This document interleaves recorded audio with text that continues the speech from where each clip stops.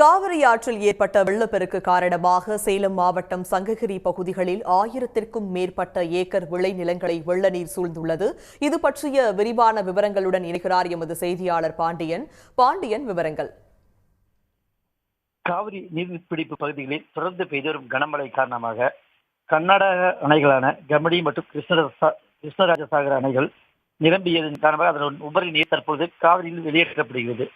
இதன் காரணமாக மேட்டூர் அணைக்கு தனது முழு கொள்ளளவை எட்டியதை அடுத்து மேட்டூர் அணையிலிருந்து உபரி நீர் காவிரி மூலமாக 1,75,000 கன அடி தண்ணீரும் கால்வாய்கள் கிழக்கு கரை மற்றும் மேற்கு கரை கால்வாய்களில் 1000 கன அடி தண்ணீர் வெளியேற்றப்படுகிறது.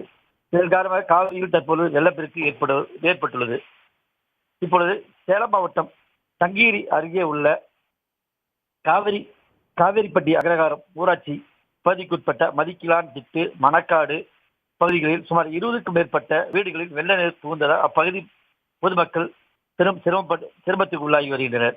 மேலும் தேவூர் பேரூராட்சிக்குட்பட்ட அன்னமார் கோவில் வழியாக சரபங்கா நதி பாலம் மற்றும் எடப்பாடி மற்றும் குமாரபாளையம் செல்லும் சாலை தற்பொழுது வெள்ளத்தில் மூழ்கியதால் அப்பகுதியில் போக்குவரத்து பாதிப்பு ஏற்பட்டுள்ளது.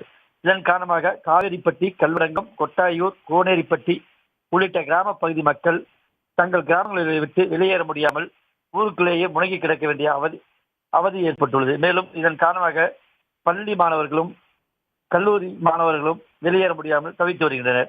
வெள்ளப்பெருக்கு காரணமாக காவிரி கரையோர பகுதிகளான கோம்புக்காடு, கொட்டாயூர், ஆத்துக்காடு, கல்வடங்கம், காவேரிப்பட்டி, வெள்ளாளபாளையம், அன்னமார் கோவில் மற்றும் ராணா தோட்டம், புல்லாக்கவுண்டம்பட்டி, ராமக்கூடல், வேலத்தா கோவில், புளியம்பட்டி உள்ளிட்ட காவிரி கரையோர பகுதிகளில் பயிரிடப்பட்ட 1000 ஏக்கருக்கு மேற்பட்ட பருத்தி, வாழை, கரும்பு, மஞ்சள், தென்னை, வெண்டை, சோளம் உள்ளிட்ட விவசாய நிலங்கள் வெள்ள நீரில் மூழ்கியுள்ளது.